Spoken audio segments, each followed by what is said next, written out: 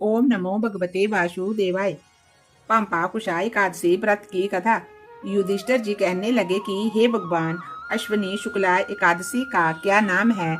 अब आप कृपा करके इसके व्रत की विधि और उसका फल क्या है, कृपा करके बतलाइए। भगवान कृष्ण जी कहने लगे कि हे युधिष्ठिर, पापों का नाश करने वाली इस एकादशी का नाम पापा कुशा एकादशी है। इस दिन मनुष्य को विधि पूर्वक भगवान पद्मनाभ की पूजा करनी चाहिए। ये एकादशी मनुष्यों को मनवांछित फल दे करके स्वर्ग को प्राप्त कराने वाली है।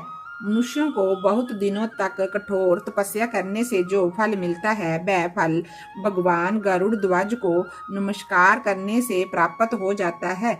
जो मनुष्य अज्ञान बस अनेक पाप करते हैं परंतु हरि को नमस्कार करते हैं, वे नरक में नहीं जाते। विष्णु के नाम के कीर्तन मात्र से संसार के सब तीर्थों के पुण्यों का फल मिल जाता है। जो मनुष्य शंख धनुषधारी भगवान विष्णु की शरण में जाते हैं, उनको कभी भी यम यातना नहीं भोगनी पड़ती।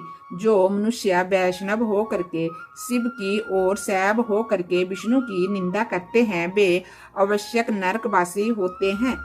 सहस्त्रों वाजपेयी और अश्वमेध यज्ञों से जो फल प्राप्त होता है, वह एकादशी के व्रत के 16वें भाग के बराबर भी नहीं होता। संसार में एकादशी का व्रत करने के बराबर कोई पुण्य नहीं है। इसके महान पवित्र तीनों लोकों में कुछ भी नहीं है। इस एकादशी जैसा पुण्यदायी कोई व्रत नहीं।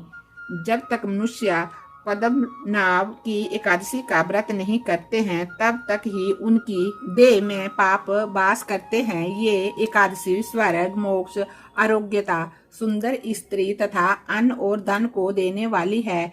इस एकादशी व्रत के बराबर गंगा, गया, काशी, कुरुक्षेत्र और पुष्कर भी पुण्यवान नहीं है। हरिवासर तथा एकादशी का व्रत करने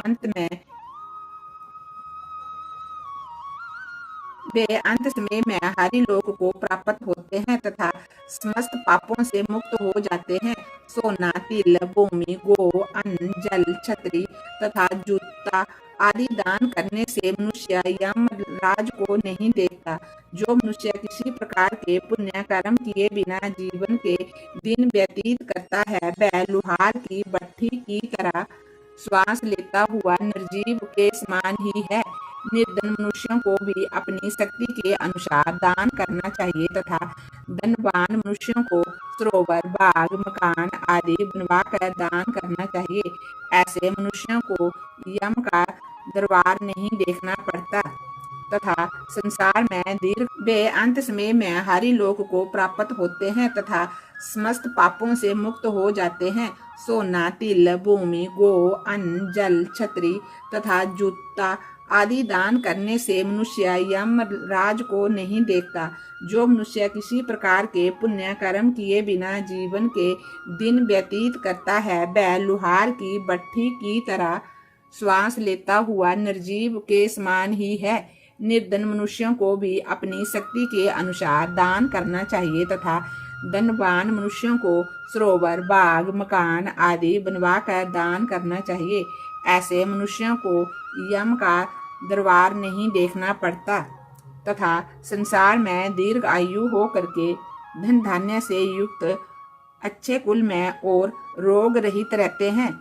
हे राजन, जो आपने मुझसे पूछा था वह मैंने सब तुमको बतला दिया है।